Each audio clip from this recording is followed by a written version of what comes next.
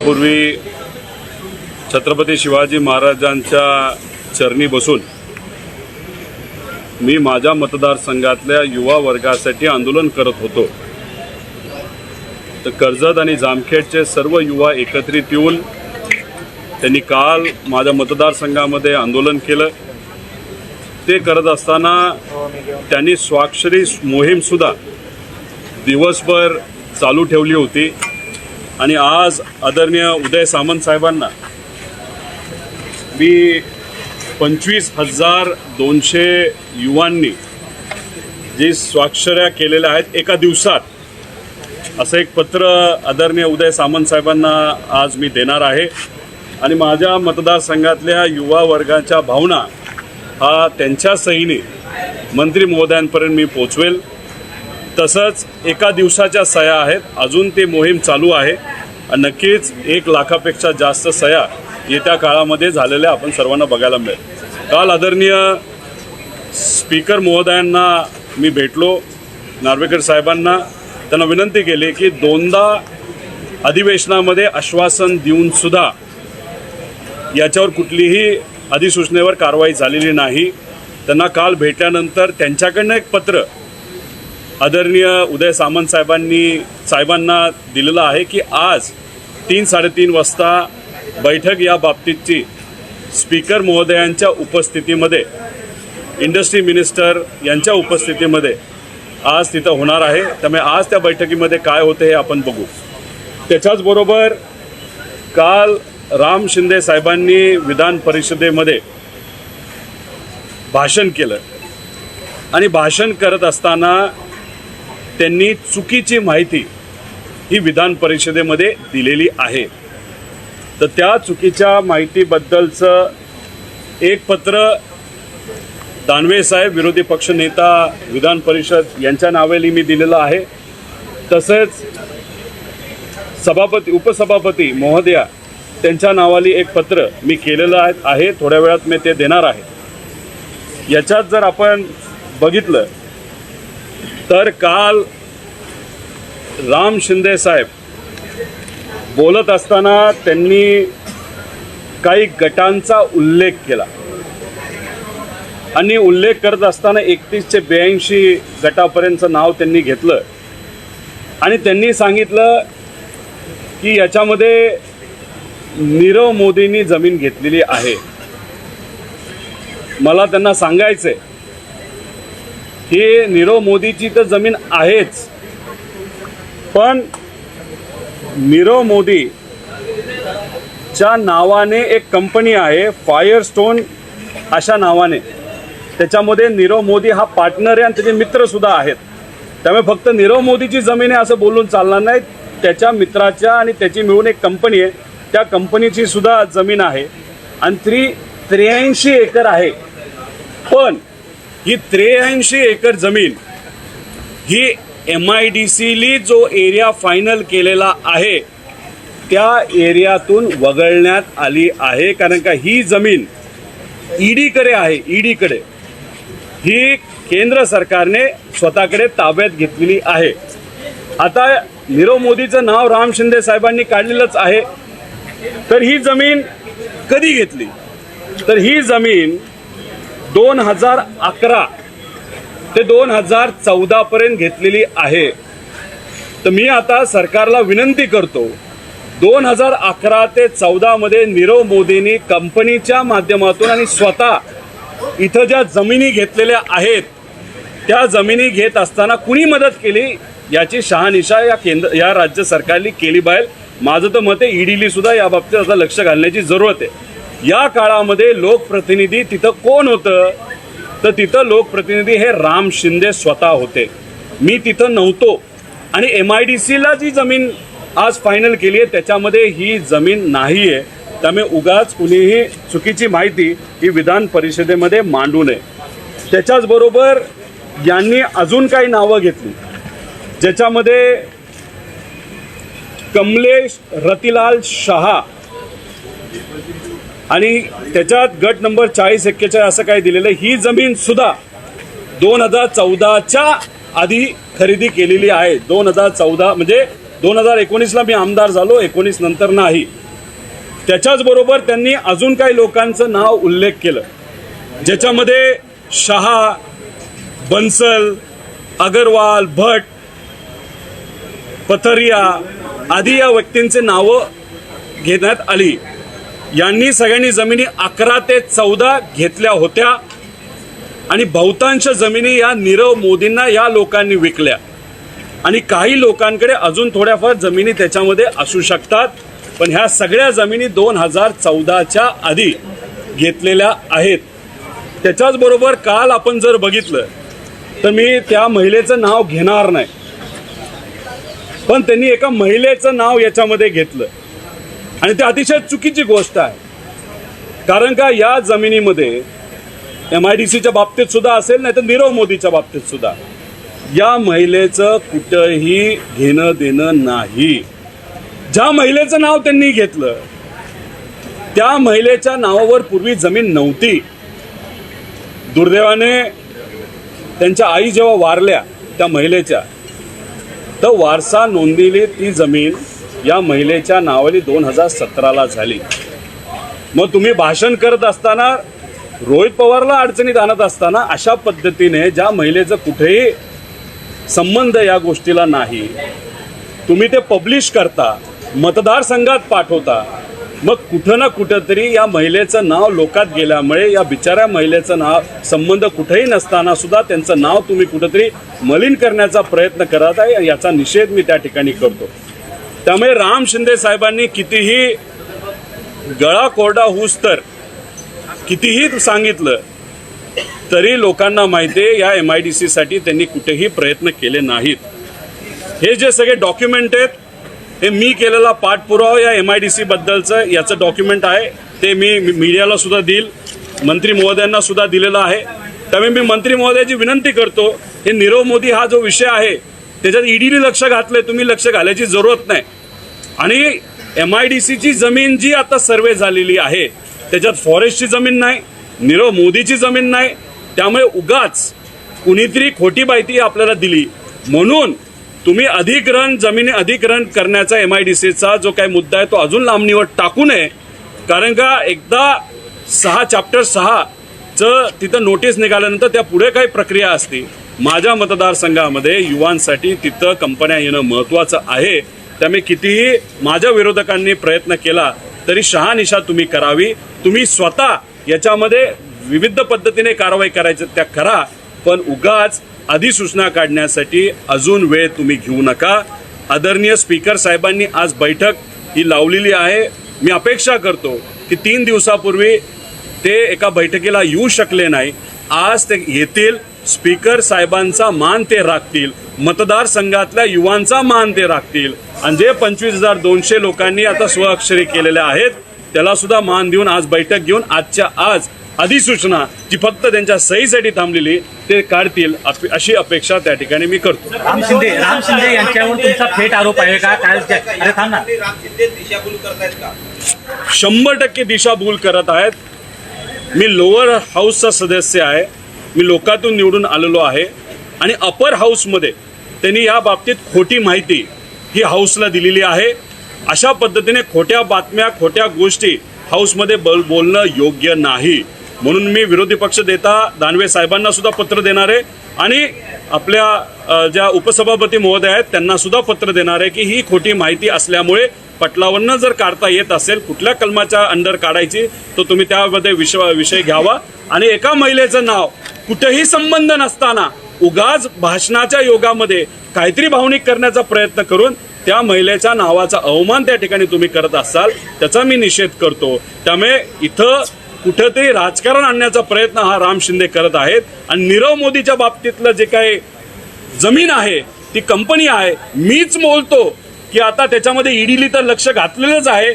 अजून सरकारने SIT लावा नाही तर काही लावा, याच्यामध्ये लक्ष घाला. 2011 ते 14 या जमिनी घेत असताना कुणी त्यांना मदत केली याच्यात खऱ्या अर्थाने राम शिंदेने हा विषय काढलाच आहे. तर अजून खोलात जाऊन नीरव मोदीशी कोण संलग्न आहे याची माहिती लोकांसमोर येण्याची जरूरत आहे. पण ही गोष्ट डोळ्यासमोर ठेवून मला उद्योग मंत्र्यांना विनंती करायची कृपा करून अजून वेळ याच्यामध्ये घालू नका. याच्यात जे अलिगेशन झालेले आहेत ते राम शिंदे साहेबांच्याच काळातले आहेत, त्यामुळे त्याची वेगळी कारवाई तुम्ही करा. पण हा जो काही गट ते बोलत आहेत, हा गट MIDCच्या सर्व्हेमध्ये 1100 एकराच्या सर्व्हेमध्ये नाही. त्यामुळे उगाच लोकांचा वेळ कसा जाणार नाही या बाबतीतली दक्षता ही मंत्री महोदयांनी घ्यावी अशी मी विनंती करतो. तुम्ही राम शिंदे यांच्यावर थेट आरोप करताय का? कारण 2011 ते 14 या दरम्यान खरेदी झालेली नीरव मोदी यांची जमीन आणि त्या संदर्भातले पुरावे तुमच्याकडे आहेत का? आणि अशा प्रकारचे पुरावे जे आहेत ते तुम्ही ईडीकडे सादर करणार आहात का? हे बघा, याच्यात ही जमीन ईडीली जप्त केली आहे याचे पुरावे माझ्याकडे आहेत. या जमिनी कशा कशा घेतल्या याचे पुरावे माझ्याकडे आहेत. आता ईडी त्याच्यामध्ये लक्ष घालतच असेल, पण जर राज्य सरकारने याच्यामध्ये लक्ष घालून या जमिनीसाठी वेगळं काही एखादी SIT वगैरे नेमली, त्याला जे काही डॉक्युमेंट लागतात ते डॉक्युमेंट मी देईल. विषय एवढाच आहे की श्रेय घेण्यासाठी नाहीतर श्रेय दुसऱ्याला न देण्यासाठी तुम्ही सामान्य लोकांच्या भवितव्यासाठी का खेळताय असा माझा तिथं प्रश्न आहे. आणि राहिला प्रश्न आमच्या काळात म्हणजे महाविकास आघाडीच्या काळामध्ये तुम्ही हे का करू शकला नाही. जेव्हा मी पहिल्यांदा आमदार झालो, जेव्हा देसाई साहेब मंत्री होते, नागपूरला आमचं पहिलं अधिवेशन झालं, तिथं पहिलं पत्र मी दिलं होतं. त्यानंतर त्यांनी बैठका लावल्या. ज्या आपल्या टटकरे ताई आहेत त्या राज्यमंत्री होत्या, त्यांच्याबरोबर बैठका झाल्या. त्यानंतर आदेश निघाले सर्व्हेसाठी. आदेश होत असताना माझ्या मतदारसंघामध्ये अनेक ठिकाणी सर्व्हे झाले. मग जो सर्व्हे योग्य वाटला, जी जागा तिथं मोठे प्रोजेक्ट येऊ शकतात ती जागा तिथं फायनल करण्यात आली. आणि हे बघा, 1.5 ते 2 वर्ष केंद्र सरकारने सुद्धा आणि राज्य सरकारने सुद्धा सांगितलं होतं की सर्व्हे ह्या ज्या काही गोष्टी, जसं आपण आपल्या लोकसंख्येचा जो सर्व्हे दर 10 वर्षांनी होत असतो, पण केंद्राने कोविडच्या काळामध्ये केला नाही कारण का कोविड होतं, करोना होतं. तसंच या सर्व्हेला करोनाच्या काळामध्ये अडचणी होत्या, तेव्हा परवानगी नव्हती. पण जशी परवानगी मिळाली तसा आपण सर्व्हे करून घेतला. सर्व्हे करून घेतल्यानंतर HPC यांनी सुद्धा याला मान्यता दिली, हाय पॉवर्ड कमिटीने. त्यामुळे जे काय केले ते महाविकास आघाडीच्या काळामध्येच आपण केलेलं आहे. ते स्वतः 5 वर्ष मंत्री होते, कॅबिनेट मंत्री होते. त्यावेळेस ते काय करत होते, त्यांच्या विभागाकडे तर दुर्लक्ष होतं, मतदारसंघाकडे दुर्लक्ष होतं. MIDCच्या बाबतीत त्यांनी काय पाठपुरावा केला असेल त्याचे कागदपत्र त्यांनी द्यावेत. पण उगाच हवेत बोलून चालणार नाही. आणि ही MIDC 1100 एकराची अतिशय महत्त्वाची आहे. जेव्हा आम्हाला सांगण्यात आलं होतं की आपल्या मतदारसंघामध्ये नॅशनल हायवे नाही आहेत, तेव्हा आम्ही या बाबतीतला पाठपुरावा गडकरी साहेबांबरोबर केला, विनंती केली. त्याचे सुद्धा पत्र माझ्याकडे आहेत. आणि गडकरी साहेबांनी मतदारसंघातल्या लोकांकडे बघून राजकीय मतभेद मनामध्ये न ठेवता 1600 कोटीचे 2 मोठे नॅशनल हायवे दिले. आणि ह्या 2 मोठ्या नॅशनल हायवेमुळे 1100 एकराची जी मोठी MIDC आहे, जी आता आपण त्यासाठी पाठपुरावा करत आहे, तिथं अनेक कंपन्या येऊ शकतात. कंपन्या आणायच्या कशा हे आम्हाला माहिती आहे, कारण आम्ही सुद्धा इंडस्ट्रीयल सेक्टरमध्ये तिथं काम करतो, ओळखी आहेत. फक्त तिथं MIDC होणं आणि त्याच्यावर शिक्के पडणं हे अतिशय महत्त्वाचं आहे.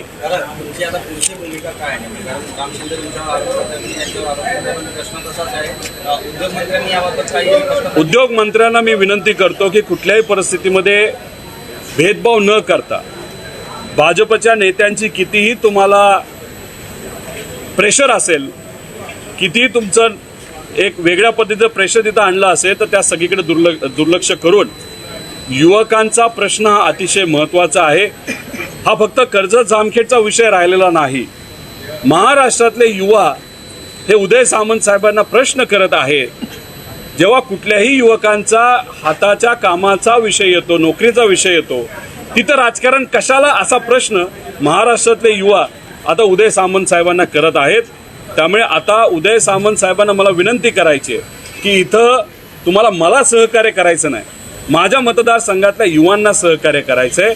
आणि या महाराष्ट्रातल्या युवांना एक संदेश द्यायचा आहे की मी म्हणजे उदय सामंत हे महाराष्ट्र राज्याचे इंडस्ट्री मिनिस्टर कुठल्याही प्रकारे राजकीय दबावाला बळी न पडता युवकांचा विचार करत ही अधिसूचना पुढच्या 1-2 दिवसामध्ये काढतो, हे आश्वासित आणि एक अशी सकारात्मक भूमिका उदय सामंत साहेबांनी घ्यावी अशी मी विनंती करतो. MIDC साठी तुम्ही एका व्यासपीठावर येण्यासाठी राम शिंदे यांनी आजच तुम्ही बोलवलं, आज सगळे कागदपत्र घेऊन आजच इथं आपण जे काय आहे दूध का दूध पाणी का पाणी आपण इथं करूया.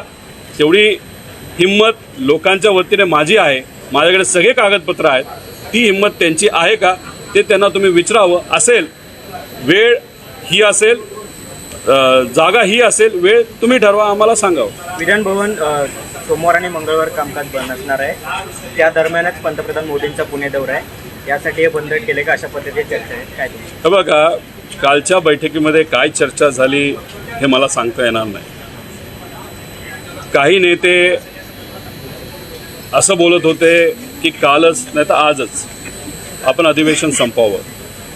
पण काही नेते ज्याच्यामध्ये काँग्रेसचे असतील, वरच्या हाऊसचे विरोधी पक्ष नेता दानवे साहेब असतील, उद्धव ठाकरे साहेबांचा गट असेल, पवार साहेबांबरोबर असणारा गट म्हणजे जयंतराव पाटील साहेब असतील, आणि काही ठराविक सत्तेत असणारे सुद्धा लोक म्हणाले की नाही आपल्याला 4 तारखेपर्यंत न्यावं लागेल. पण देशाचे प्रमुख जर आपल्या राज्यामध्ये येत असतील आणि त्याच्यामुळे जर एखादा कार्यक्रम असेल तर ते कारण देऊन सोमवार मंगळवार घेत नाही का हे मला सांगता येणार नाही. पण 4 तारखेपर्यंत ते घेत आहेत. म्हणजे 2, 3, 4 जे आजच बंद होणार होतं ते 3 दिवस तरी चालेल. त्याचं स्वागत आम्ही सर्वजण नक्कीच करू. अजितदादा मुख्यमंत्री होतील असं प्रफुल्ल पटेल यांनी म्हटलंय, त्यामुळे पुन्हा एकदा चर्चा सुरू झाली आहे. मी आधीपासून म्हणतोय अजितदादा मुख्यमंत्री झाले तर पुतण्या म्हणून मलाही त्याचा आनंद होणार आहे. विषय एवढाच आहे की ज्या विचाराच्या विरोधात आपण काम करत आलो आहोत आजपर्यंत, त्या विचाराबरोबर राहून जर ते मुख्यमंत्री बनत असेल तर एक महाराष्ट्राचा नागरिक म्हणून कुठेतरी मला नाराजगी वाटेल. पण तुम्ही जर बघितलं तर भाजप खूप हुशार आहे. अजितदादांनी मुख्यमंत्री होण्याची इच्छा कुठेही लोकांमध्ये मीडियामध्ये व्यक्त केली नाही. एकदा फक्त एक स्टेटमेंट केलं होतं. पण सत्तेत आल्यापासून त्यांनी त्या बाबतीत काय बोललेलं नाही. त्यामुळे ह्या ज्या वावड्या उठवल्या जात आहेत त्या आसपासच्या लोकांकडनं केल्या जातात. पण ह्याच्या मागे अजून एक भूमिका असू शकते जी आम्हाला वाटते की शिंदे गटाच्या लोकांना भीती वाटते की अजितदादांना मुख्यमंत्री केलं जाईल आणि अजितदादांच्या गटाला असं वाटतं की दादा मुख्यमंत्री झाले पाहिजे. पण हा वाद कदाचित दादांमध्ये आणि एकनाथ शिंदे साहेबांमध्ये नसेलही, पण तो वाद कदाचित भाजपकडनं मुद्दामून लावला जातो का काय. या दोघांमध्ये वाद झाला तर कदाचित या दोघांपैकी एकनाथ शिंदे साहेब मुख्यमंत्री राहणार नाहीत आणि कदाचित दादाही मुख्यमंत्री बनणार नाहीत. त्या दोघांचा वाद असल्यामुळे आणि तो वाद पुढं दाखवून कदाचित भाजपचाच मुख्यमंत्री होईल का काय अशी सुद्धा चर्चा काही लोकांमध्ये सुरू आहे. मुसळधार पाऊस आहे, पण अनेक जिल्ह्यांमध्ये अद्याप पाऊस आहे. दुबार पेरणीचं संकट आहे शेतकऱ्यांवर. मी जसं आधी बोललेलो आहे 6 ते 7 जिल्ह्यामध्ये मोठ्या प्रमाणात पाऊस झालेला आहे. गेल्या 4 दिवसामध्ये राहिलेल्या 20 जिल्ह्यामध्ये समाधानकारक पाऊस झालेला आहे. पण काही असे 9 जिल्हे आहेत जिथं पाऊस अजूनसुद्धा झालेला नाही. त्याच्याचबरोबर आज जर तुम्ही काही विश्लेषकांचं आणि अभ्यासकांचं जे वेदरवर अभ्यास करतात त्यांचं एक आर्टिकल बघितलं तर परत 2 आठवडे पुढं पाऊस नाही. आता विषय एवढाच आहे की आपण जिथं खूप जास्त पाऊस झाला तिथं नुकसान झालं आहे, शेतकऱ्याचं झालं आहे. त्या बाबतीत सुद्धा सरकारने सकारात्मक भूमिका घ्यायची जरूरत आहे. पण ज्या ठिकाणी पाऊस कमी आहे, पेरण्या झाल्या नाहीत, नाही तर गेल्या 4 दिवसामध्ये पाऊस झाला म्हणून पेरणी केली आहे पण पुढे पाऊस दिसत नाही, अशा परिस्थितीमध्ये कुठंतरी आढावा बैठक घ्यायची जरूरत आहे. त्यामध्ये तुम्ही IMDला बोलवा, अजून वेदरचे जे काही कंपन्या त्यांना बोलवा, उद्याची परिस्थिती काय राहणार आहे याचा अभ्यास तुम्ही करा आणि मग त्या अनुषंगाने कुठंतरी योग्य असं धोरण करण्याची जरूरत आहे. कारण का दुबार पेरणीची अडचण शेतकऱ्यावर जेव्हा येते तेव्हा केलेला खर्च हा शेतकऱ्याच्या अंगावर पडतो, नुकसान शेतकऱ्याला होतं. पण आज या सरकारमध्ये जर तुम्ही बघितलं तर सातत्याने झालेला पाऊस दिवाळीच्या काळामध्ये त्याचे पैसे गेले 9 महिने अजून शेतकऱ्याला मिळाले नाही. कांदा अनुदान अजून त्याचा पैसा मिळालेला नाही. 50,000 जे काय प्रोत्साहनपर निधी सरकारकडनं मिळणार होता तोही मिळालेला नाही. आणि सगळ्यात महत्त्वाचं विदर्भ भागामध्ये आणि काही प्रमाणात मराठवाड्यात 15,000 कोटी रुपयाचा कापूस अजूनही शेतकऱ्याच्या घरी पडून आहे. आता तो त्यांच्या घरी पडून असेल तर त्यासाठी त्यांनी सावकार नाही तर कोणाकडनं ते पैसा घेतला असेल, पण त्यांना अतिरिक्त पैसा अजून मिळालेला नाही. तर त्या शेतकऱ्याला भीती अशी आहे की या कापसाचं करायचं काय आणि जर तो विकता आला नाही, त्यांच्या हातात अतिरिक्त पैसा येणार नाही, मग पुढचं वर्ष घालवायचं कसं, या त्यांच्या मुलांच्या फी भरायच्या कशा, असे सुद्धा प्रश्न या सगळ्या शेतकऱ्यांच्या पुढे आहे. त्यामुळे इथं ज्या पद्धतीने चर्चा चालू आहे, उगाच मोगम भाषणं केली जातात, पण खऱ्या अर्थाने शेतकऱ्याच्या हिताचे प्रश्न हे इथं सोडवले जात नाही. त्याच्याचबरोबर सगळ्यात महत्त्वाचा प्रश्न असा आहे की जे विमा आता काढले जात आहेत, 31 तारीख ही शेवटची तारीख आहे, पण बऱ्याच ठिकाणी पाऊस झाला आहे, तिथं इंटरनेट चालू नाही. माझ्या मतदारसंघामध्ये सुद्धा इंटरनेटचा प्रॉब्लेम आहे, लोड खूप आहे, इंटरनेट बंद पडते, वेबसाईट बंद पडते, अनेक लोक वंचित राहण्याची भीती तिथं आहे. त्यामुळे 31 तारीख ही शेवटची तारीख न धरता पाऊससुद्धा शेवट झालेला आहे, पेरणीसुद्धा शेवट झालेली आहे, त्याच्यामध्ये सुद्धा 15-20 दिवसाने आपल्याला तारीख वाढवता येईल का, या बाबतीत सरकारने विचार करावा.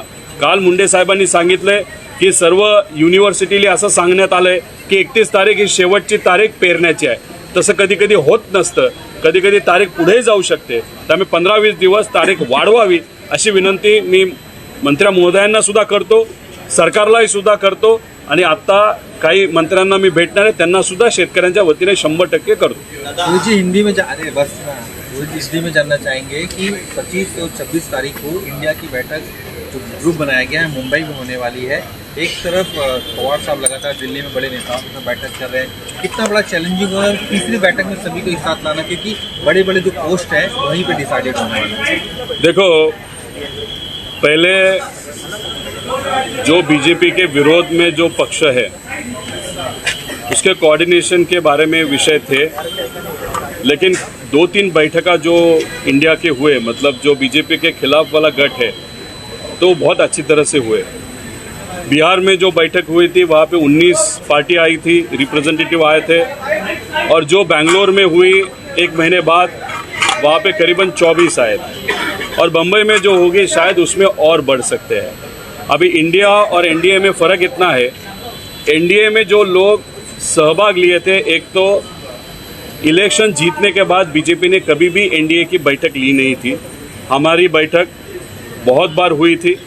तो एनडीए मतलब बीजेपी को अभी डर लग रहा है कि ये जो विरोध में जो सब पक्ष है वो साथ में आ रहे, नेता साथ में आ रहे, अच्छी बैठका हो रही है. तो अभी इसीलिए एनडीए के जो घटक पक्ष थे उनके बारे में बीजेपी भूल गई थी, अभी उनको उनके बारे में थोड़ा इम्पोर्टेंस लगने लगा है. तो उससे ही समझ में आ रहा है कि कहाँ पे तो अभी बीजेपी डर गई है, क्योंकि विरोध के लोग बहुत स्ट्रांगली आ रहे हैं, और सबसे बड़ी भूमिका राहुल गांधी साहब ले रहे हैं, क्योंकि वो जो भूमिका ले रहे हैं वो भूमिका कांग्रेस के बाजू से भी ले रहे हैं, लेकिन जहाँ पे उनका मित्र पक्ष है उनको अगर कुछ इशू हो, जैसे आपको एक विषय था तो आपका विषय उन्होंने सॉर्ट आउट किया, और वहाँ पे बड़ा मन कांग्रेस भी दिखा रही है. तो आगे जाके जो लोकसभा होगा उसमें बीजेपी को बहुत बड़ी, एक शिवसेना फोड़ी, एक पवार कुटुंब और पार्टी भी फोड़ी. उसका मुख्य कारण कि उनको अभी डर लगने लगा है कि महाराष्ट्र में उनके जो आंकड़े आए थे लास्ट इलेक्शन में, वो आंकड़े वापस नहीं आएंगे. इसीलिए लोगों ने उनको मतदान नहीं किया, नहीं करेंगे ऐसा उनको डर लग रहा है. इसीलिए जो पक्ष फूटता है उसका इक्वेशन, उसका आंकड़ा उनमें ऐड होके शायद वो जीत सकते हैं, ऐसे उनको लग रहा है. पार्टी फोड़ना उसमें से एक ही लग रहा है कि बीजेपी अभी डर गई है. जिस तरह से पार्टी फोड़ी गई लगातार सत्ता में आने के बाद, बीजेपी के बड़े नेता प्रफुल्ल पटेल इस बात पे अब भी अड़े हुए हैं कि सीएम बनेंगे एक दिन अजित पवार. क्या ये शगुफा फैलाया जा रहा है, या फिर अलग तरीके से एनसीपी के जो बड़े दूसरे नेता उन्हें अपनी ओर लाने की कोशिश की? देखो, अजित दादा अगर मुख्यमंत्री होते हैं, मैं उनका फैमिली मेम्बर हूँ, उसका आनंद मुझे होगा, लेकिन महाराष्ट्र का नागरिक होते हुए जिस विचार के खिलाफ वो खुद अजित दादा 30-35 साल से काम कर रहे, उसी विचार के साथ जाके अगर वो मुख्यमंत्री बनते तो महाराष्ट्र का नागरिक होते हुए थोड़ा सा दुख होगा. वो अगर महाविकास आघाड़ी में होते तो जो 2024 में इलेक्शन होने वाला था राज्य का, वहाँ पे महाविकास आघाड़ी बहुत पावरफुली जीतने वाली थी, वहाँ पे वो मुख्यमंत्री बनते थे. लेकिन एक आप चीज़ की नोंद लो कि अजित दादा ने कभी भी खुद इस सरकार में आने के बाद कहाँ पे बोला नहीं कि उनको मुख्यमंत्री बनना है. ये जो बोल रहे हैं तो आसपास के लोग ही बोल रहे हैं. अभी एकनाथ शिंदे साहब के लोग एकनाथ शिंदे साहब के बाजू से बोल रहे, अजित दादा के लोग अजित दादा के बाजू से बोल रहे. अभी ऐसे लग रहा है कि बीजेपी की ये रणनीति है कि शिंदे गठ और अजित दादा का गठ, इसमें ये युद्ध जो चालू है सीएम के पद का, इतना बड़े आगे जाके फिर बीजेपी ही प्रस्ताव लाएगी। आप दोनों में युद्ध बहुत बड़ा है इस सीएम के बारे में, तो आप में से कोई भी सीएम शायद नहीं बनेगा। जो सीएम है उनको डीसीएम बनाया जाएगा और आगे जाके कुछ दिनों में या महीनों में शायद बीजेपी का ही मुख्यमंत्री बनेगा। और जब वो बनेगा तब आप सबको पता चलेगा कि रणनीति जब बीजेपी सोचती है तब सिर्फ खुद का ही विचार वो करती है। मणिपुर मामले में अमित शाह कहते हैं कि ये जो वीडियो सामने लाया गया है ये कहीं ना कहीं मोदी की मोदी जो सरकार की इमेज खराब करने के लिए लाया गया है और इस पर असदुद्दीन ओवैसी ने कहा है कि मोदी सरकार को खुद की इमेज की पड़ी है लेकिन खुद की महिलाओं की नहीं। देखो, उन्होंने अमित शाह साहब ने ये नहीं कहा कि ये वीडियो गलत है, उन्होंने कहा कि इसका टाइमिंग गलत है। ये देखो, वहाँ पे इंटरनेट की सख्ती की थी, बंद था इंटरनेट। किसी ने वीडियो 3-4 महीने पहले निकाला था, वो अभी आया। अभी वो किसने लाया, क्यों लाया गया, उसमें तो हम राजनीति नहीं कर रहे। हमारा कहना एक ही है, कोई भी उस बारे में राजनीति न करे, बीजेपी भी न करे और बीजेपी के खिलाफ जो पक्ष है वो भी न करे, क्योंकि वहाँ पे ह्यूमैनिटी का विषय है। मणिपुर की सिचुएशन ह्यूमैनिटी के एंगल में बहुत खराब। ये जो वीडियो आया उसके साथ और बहुत सारे इंसिडेंसेस महिलाओं के विरोध में वहाँ पे हुए, गरीबों के विरोध में हुए। वो धीरे धीरे बाहर आ रहे, लेकिन वो बाहर लोगों के माध्यम से ही आए। अगर आप बीजेपी के जो एमएलएज हैं वहाँ पे उनको भी जाके पूछे तो उनके फैमिली मेंबर पे भी अत्याचार वहाँ पे हुए हैं। ऐसी सिचुएशन मणिपुर में है, इसलिए राजनीति इसमें कोई न लाए, लेकिन वहाँ की सिचुएशन कंट्रोल करना बहुत इम्पोर्टेंट है, क्योंकि राज्य के दूसरे राज्य के जो नागरिक है उनका कहना ऐसा है, अगर मणिपुर में बीजेपी की सत्ता है, केंद्र में बीजेपी की सत्ता है, तो 2 पावर वहाँ पे है। और ये 2 पावर होते हुए भी जो सत्ता केंद्र सरकार में सत्ते में पावर है वो मणिपुर के बारे में कुछ भी कहने के लिए तैयार नहीं है।